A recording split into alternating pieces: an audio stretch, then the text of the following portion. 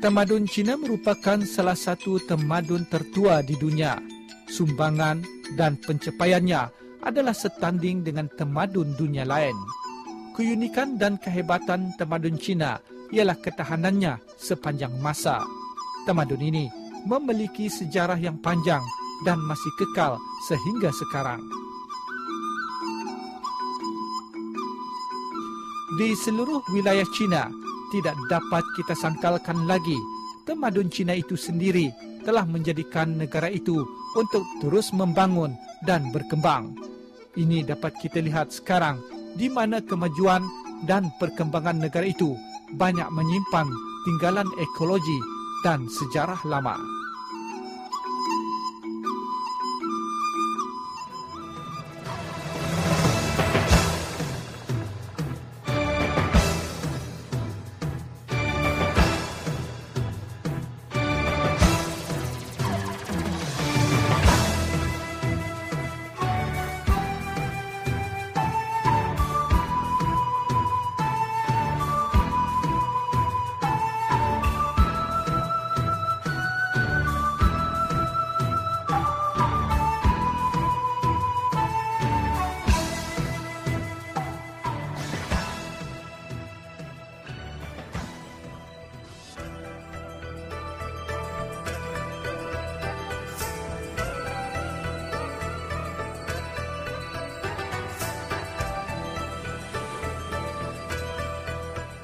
Kota Pertahanan Chongwu terletak di Huai'an dan dibina pada tahun 1387 oleh seorang pegawai tertinggi zaman dinasti Ming bernama Zhao Dizeng.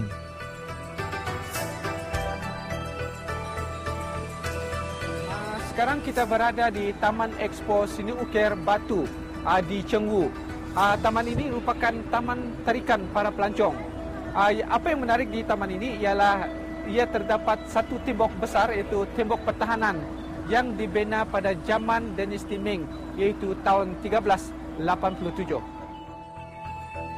Kota setinggi kira-kira 20 kaki itu dibina untuk pertahanan dan keselamatan Guangzhou daripada serangan musuh termasuk lanun-lanun. Sebagai pelabuhan yang penting, kota pertahanan ini bukan sahaja untuk menjaga kepentingan rakyat, tetapi juga menjaga kepentingan perdagangan yang begitu penting pada ketika itu.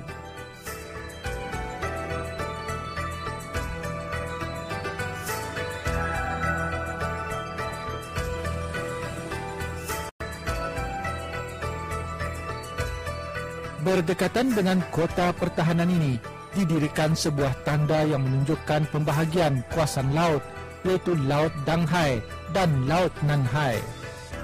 Laut Danghai ialah kawasan Laut Cina Timur, manakala Laut Nanhai ialah kawasan Laut Cina Selatan.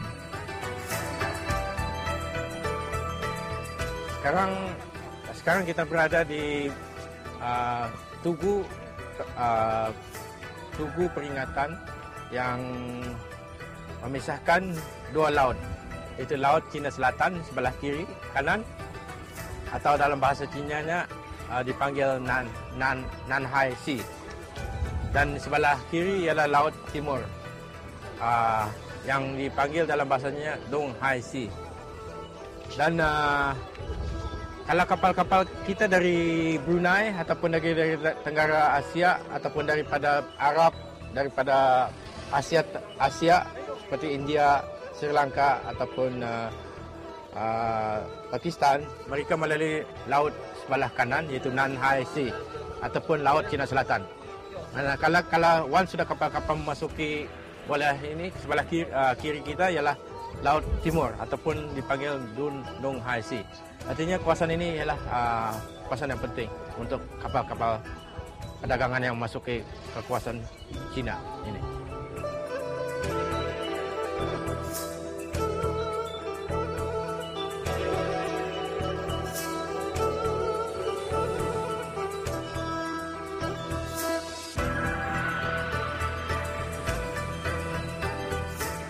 Guangzhou merupakan bandar pelabuhan di wilayah Fujian, yaitu sebuah pelabuhan yang paling besar di dunia. Dari pelabuhan Guangzhou inilah bermulanya perjalanan sutera laut.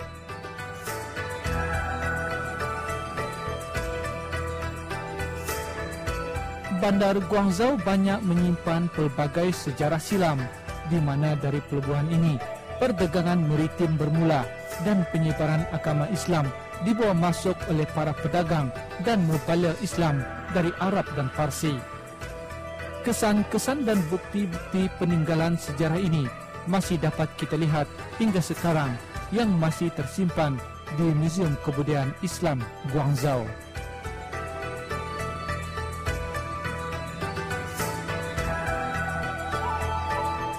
Kedua-dua museum ini mempamerkan tentang sejarah Guangzhou seperti perdagangan maritim, bahan-bahan tembikar yang dihasilkan di wilayah ini, sejarah orang-orang Islam di Guangzhou dan sebagainya.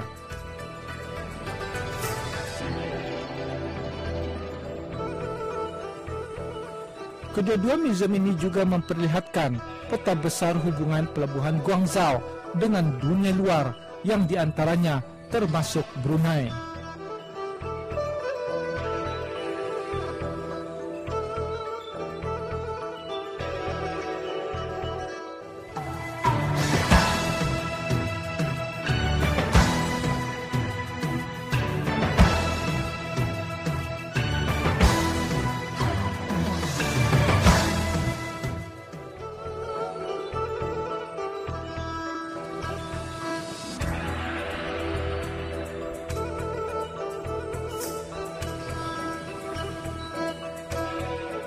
The West Lake atau tasik buatan manusia merupakan tasik yang terindah di negara China. Tasik ini dibina pada zaman dinasti Tang dan ditambah nilai pada zaman dinasti Song pada kurun ke-10 Masihi. Tasik ini juga dijadikan tempat riadah dan retret Maharaja China dan juga pembesar-pembesar dari luar negara. Sekarang kita berada di Tasik Barat ataupun West Lake yang memang terkenal di kalangan pelancong-pelancong dalam dan luar negara sebagai di Yangzhou ini sebagai tempat tarikan ataupun riadah. Suatu ketika dulu Tasik ini pernah digunakan sebagai tempat hiburan ataupun tarikan maharaja-maharaja yang memerintah sejak zaman dinasti Song, iaitu abad ke-12 hingga ke-13 Masihi.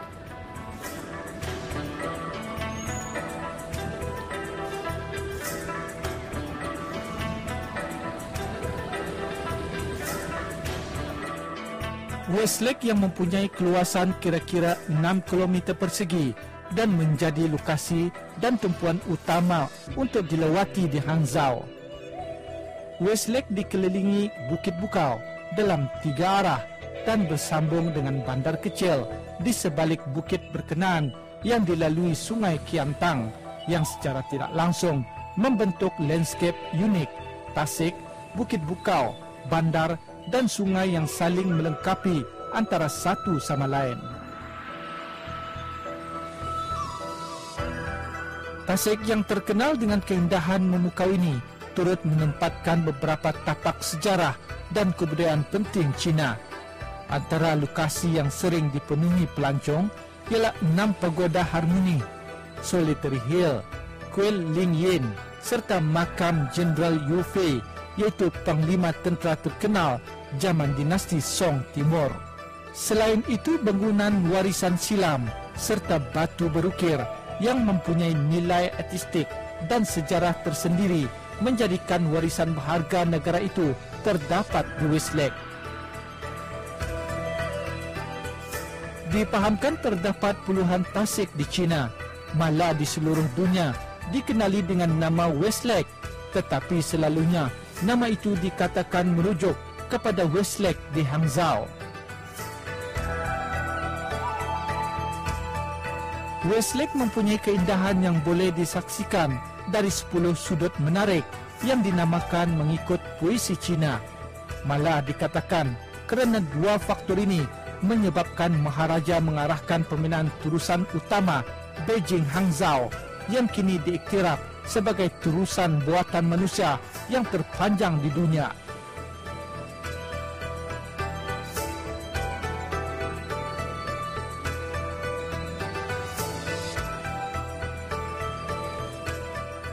Grand Canal atau terusan utama merupakan terusan yang terpanjang di dunia.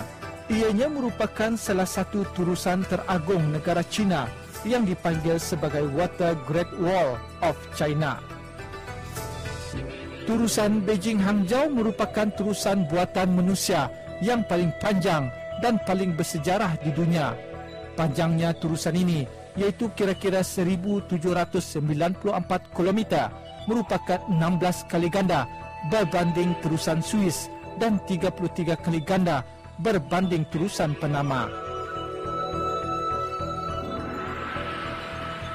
Sekarang kita berada di Grand Canal, iaitu satu-satunya kanal yang terpanjang di dunia, iaitu sepanjang 1,700 km. Kanal ini dibina untuk menghubungkan Beijing, ibu kota Ming Dynasty, ke selatan China. Iaitu tujuan pembinaan ini ialah untuk memudahkan pengangkutan, yang mana jika menggunakan laut akan mengambil masa yang panjang. Dan dengan terbinanya Grand Canal ini, ianya akan memendekkan perjalanan daripada utara China ke selatan China. Dan kita berada di salah satu kanal yang menghubungkan Beijing ke selatan China. Dan ianya terletak di Yangzhou. Dan kanal ini, dengan terbinanya kanal ini memudahkan kapal-kapal untuk membuat persinggahan di Yangzhou. Dan dengan terbinanya kanal ini juga memudahkan kapal-kapal yang melalui laut ke Yangzhou, iaitu melalui kanal ini, dan seterusnya dari kanal ini ke Yangtze, dan seterusnya ke laut. Dan dengan kanal ini juga menjadikan Yangzhou sebuah pelabuhan yang penting awal zaman dinasti Tang, dan juga telah membawa pedagang-pedagang membalik datang ke Yangzhou. Dan salah seorang daripadanya membalik ini ialah seorang membalik Arab, iaitu Pu Adin. Terusan Beijing-Hangzhou bermula dari Beijing melalui Bandar Tianjin, provinsi-provinsi Hebei, Shandong, Jiangsu dan Zhejiang hingga sampai Bandar Hangzhou. Terusan ini menghubungkan 5 batang sungai utama dari kawasan utara ke tengah negeri China, iaitu Sungai Hai, Sungai Kuning, Sungai Huai, Sungai Yanzi dan Sungai Qiantang. Terusan ini mula dibina pada zaman Chongqiu 2,500 tahun yang lampau. Dibina secara besar-besaran pada zaman dinasti Sui, iaitu abad ke-6 Masihi, dan jaringan pengangkutan air terusan yang menyambungkan 5 batang sungai tersebut dibentuk pada zaman dinasti Yuan, abad ke-13 Masihi. Terusan ini berukuran 1,700 km panjang, bermula dari Beijing di utara China dan berakhir di Hangzhou, wilayah Zhejiang.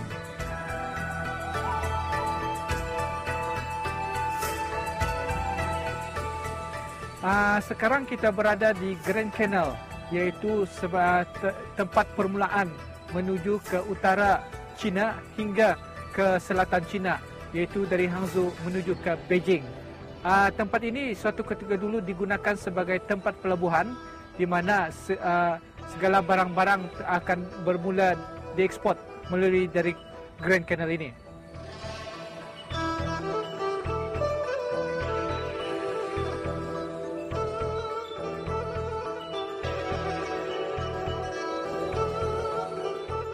Sekarang kita berada di kapal untuk melihat panorama ataupun pemandangan Grand Canal ini. Dikatakan Grand Canal ini mempunyai panjang 1,700 km, iaitu melalui dari Hangzhou menuju ke Beijing.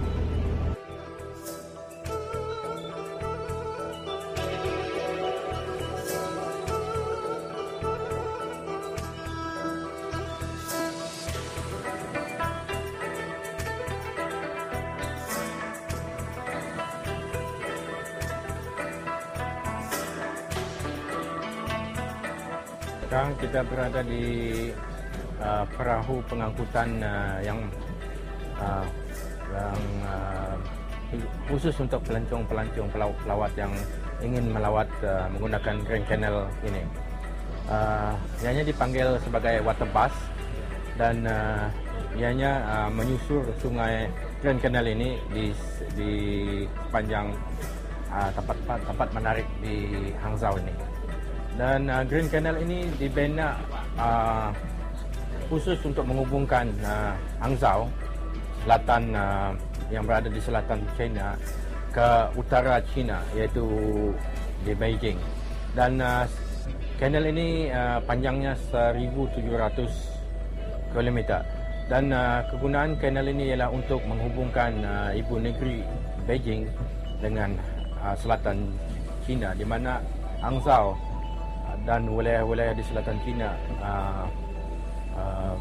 berperanan sebagai membekal komoditi seperti beras, bahan-bahan pertanian ke ibu kota Beijing. Manakala itu, kanal ini juga berperanan sebagai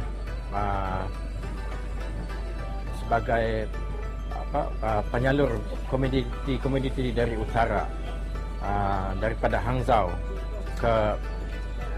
daripada Jingdijing ke pelabuhan di sini untuk dihantar ke ekspor ke luar negeri. Dan di antara barang-barang itu ialah seperti barang-barang porselin daripada daerah-daerah seperti Hangzhou ini sendiri, daripada utara China, dan dikumpul di sini sebelum disalurkan ke pelabuhan Chenzhou untuk diekspor ke luar negeri, dan di antaranya ialah Brunei. Melalui turusan ini, bahan-bahan dagangan dan penumpang-penumpang termasuk utusan-utusan dari luar negara menggunakannya dalam menghubungkan selatan China ke ibu kota Beijing. Dalam sejarah lebih 2,500 tahun itu, turusan Beijing-Hangzhou memainkan peranan yang amat penting terhadap ekonomi, kebudayaan, dan hubungan antara selatan dengan utara, khususnya perkembangan industri dan pertanian serta pembangunan bandar di kawasan aliran turusan ini. Turusan utama Beijing-Hangzhou dikenali turusan yang paling bersejarah di dunia. Ia bersama-sama tembok besar disifatkan sebagai dua projek buatan manusia yang paling mengagumkan pada zaman dahulu kala di China. Setelah Republik Rakyat China ditubuhkan pada tahun 1949, kerajaan telah menjalankan pengubahsuaian terhadap turusan ini dari masa ke semasa supaya ia terus berfungsi sebagai jaringan pengangkutan air, mencegah banjir dan kemarau.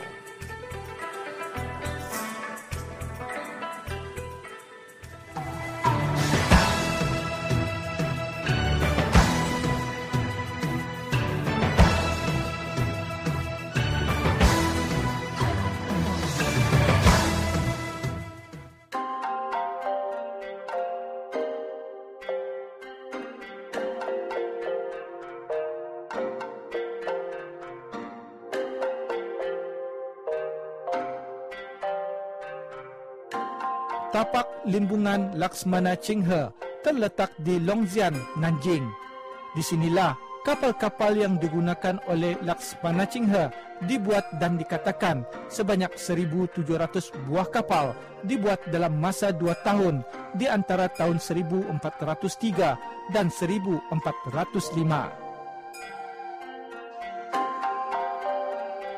Dikatakan seramai 30,000 tukang dan buruh bekerja di limbungan ini yang membuat pelbagai kerja seperti membuat rangka kapal, menjahit kain-kain layar dan sebagainya.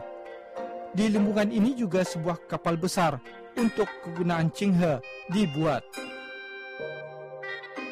Ini adalah limbungan kapal ataupun tempat membuat kapal semasa zaman Laksmana Chinghe, yang pernah digunakan untuk membuat kapal-kapal pelayaran. Inilah bentuk kapal replika yang digunakan oleh Laksmana Chinghe. Kapal replika ini mempunyai 9 tiang layar dan berukuran 400 kaki panjang. Laksmana Chinghe merupakan seorang Islam dari Yunan dan menjadi orang kuat semasa pemerintahan Yongli, yaitu Maharaja Zudi.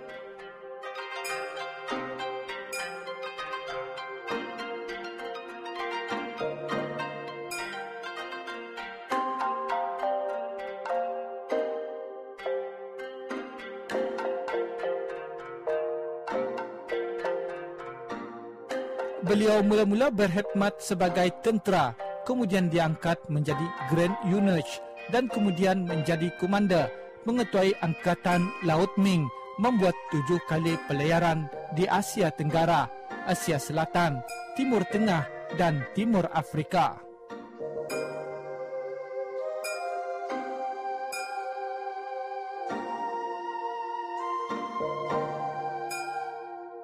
Tamadun Cina tidak hanya menekankan aspek ekonomi semata-mata, tetapi juga pembinaan masyarakat berbudaya dan pemeliharaan alam sekitar telah dijadikan contoh kepada negara-negara lain. Ini dapat dilihat dalam pelbagai aspek seperti ekonomi, politik, sosial dan kebudayaan, pendidikan dan kekeluargaan. Pengaruh tamadun Cina amat ketara dan telah dijadikan model oleh mana-mana negara di rantau ini.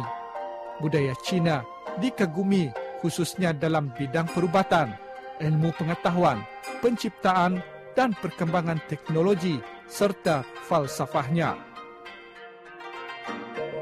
Hingga kini kesan-kesan ekologi dan peninggalan sejarah Cina masih banyak menyimpan 1000 rahsia yang belum kita dapat ungkapi sepenuhnya.